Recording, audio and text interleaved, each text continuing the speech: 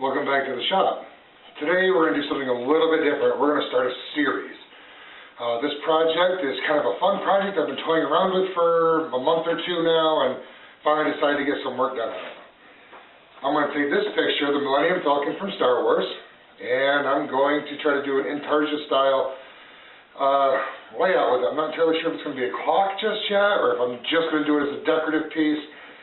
Either way, we're going to do this in segments. It's a little bit longer of a process than I thought it was going to be, and I didn't want to edit too much out.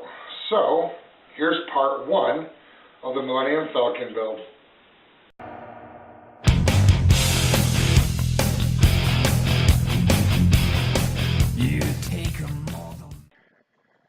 Alright, so in order to have a stable foundation for this specific piece, I'm going to take a piece of 1/2-inch plywood I had left over from an old sled from my last table saw.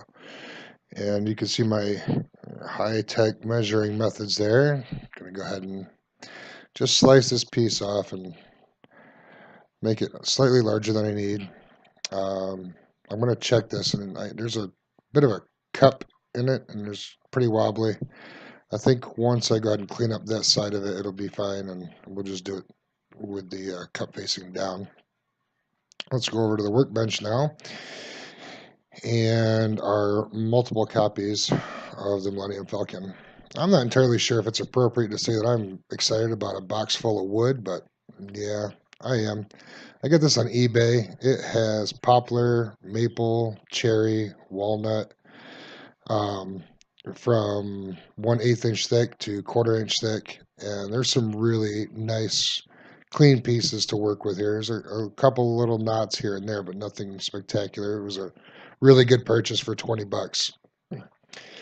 The one downside to not really having a plan here is I'm going to actually just take random pieces out and try to select what I think is going to look right for each piece, and just work my way through the box until I find all the pieces that I need.